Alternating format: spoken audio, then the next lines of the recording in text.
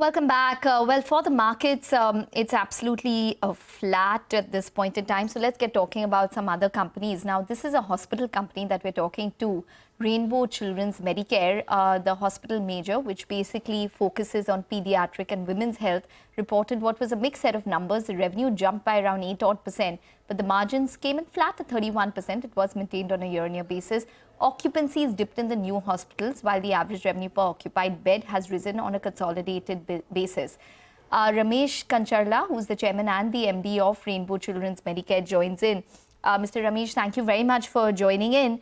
I wanted to start by discussing whether, this is more of an industry-based question, where there are concerns that maybe revenues and margins for the hospital space has now peaked as compared to what we probably saw a year ago. There are concerns, for example, in Medanta's Lucknow operations, where the margins probably didn't stand up to what the street was expecting. And hospital companies are now reporting around single-digit growth and maybe some amount of margin pressure as well. Is that the case? What is taking place in the industry as a whole, if you had to share with us a bird's eye view? I think that we work slightly differently from the industry because we are purely children's hospital, and we always have a kind of the seasonal variations. We do not do much of government business, which is kind of a low-hanging fruits. So, you're right. As a whole in industry, what we see is that last year has been a fairly quiet year, including us. See, the cyclical trends we do see in the hospital industry.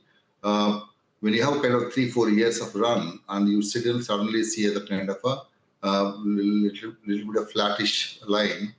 The last year largely been kind of one is a healthy year, and post-COVID, whatever problems have been kind of settled, fairly healthy year.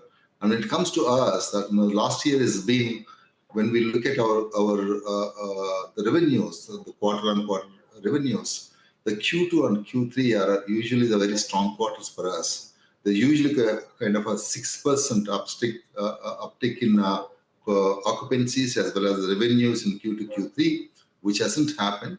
So that's a flat year. All through the year is a similar revenues. That's because of the seasonal variations and seasonal business, which accounts for that kind of business, which was not there much. So what we have kind of seen is that our regular business, which is kind of our tertiary care and quaternary care, is kind of well preserved, and the obstetrics has done well. And whatever we do in the seasonal illnesses, like pneumonias or other infection-related illnesses, and to an extent some degree of intensive care services, have taken a kind of a hit. So, which is why our occupancy has been down. That's the kind of a year what we have gone through it last year.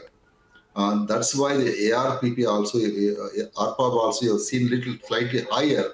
It is a relative compared to the kind of, because when you have a lower seasonal business, your ARPOB will tend to go up a bit. Okay.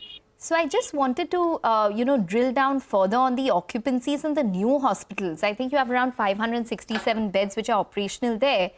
It's come down to around 32% in terms of occupancy in Q4. FY24, you did 33% versus 41.6%. Is that because there's new capacity which has come on board and that's still to take off?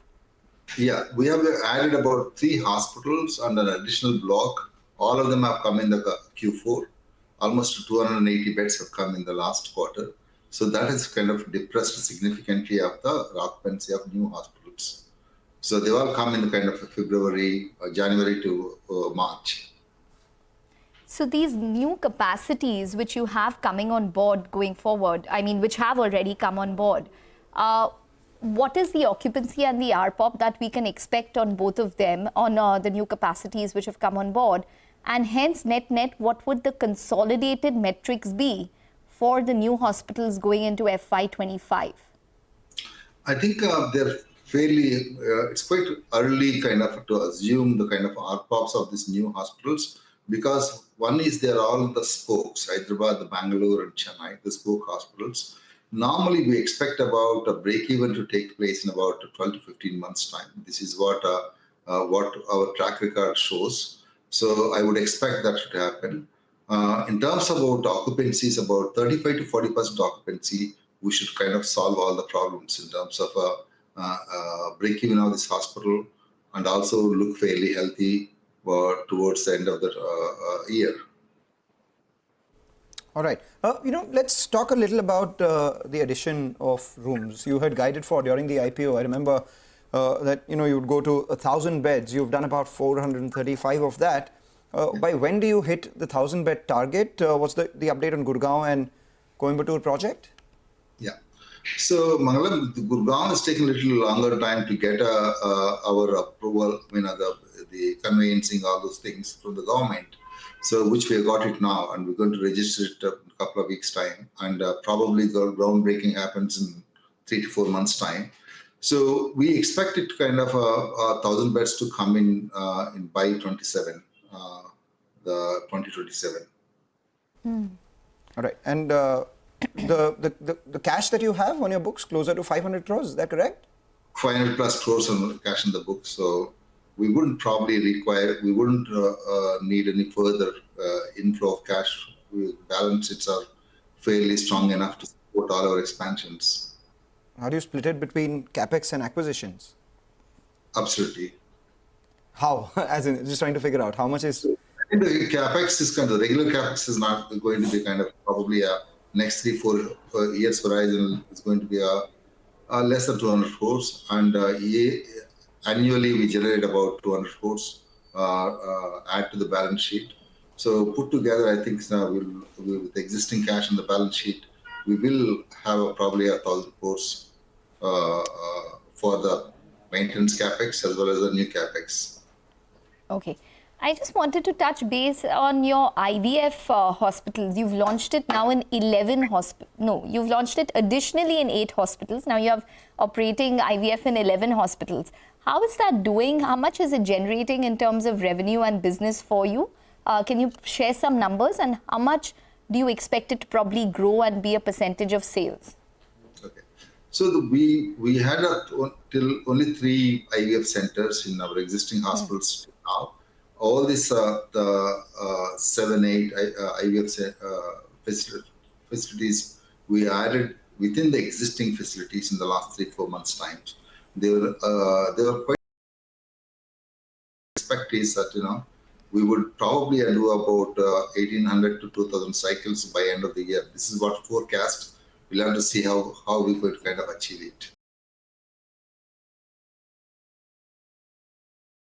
Expecting, how much did you do in the previous fiscal? I think it's about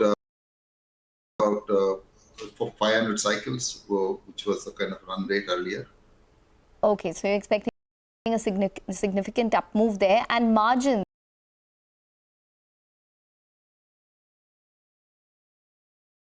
So what is your guidance going into FY25? What will you sustain your margins at?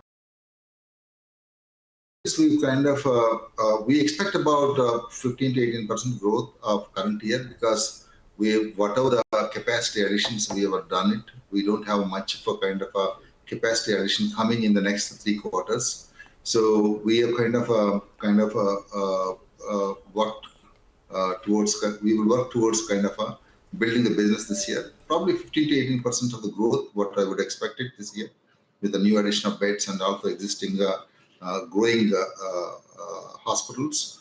I think the margins, we'll have to look at how these new hospitals are going to kind of pan out. So likely, I think we will probably be there pre-Ind AS around 24, 25. This is what our expectation is. But we'll have to see the new hospitals, how they're going to kind of shape up. All right, so 15 to 18% top line growth with 24% sort of margins is what you're guiding for as new hospitals come on stream. 2027 is the year when you add about 1,000 hospitals, 1,000 beds since the time you've guided us from your IPO. Thank you so much for joining in, Dr. Kancharla. We'll speak to you in the middle of the quarter, perhaps after your next quarter results as well. Take a short break, come back. On the other side, we bring in all things commodities. Manisha Gupta joins in with Chirag Thakur, who's the director at the Amrapali Group.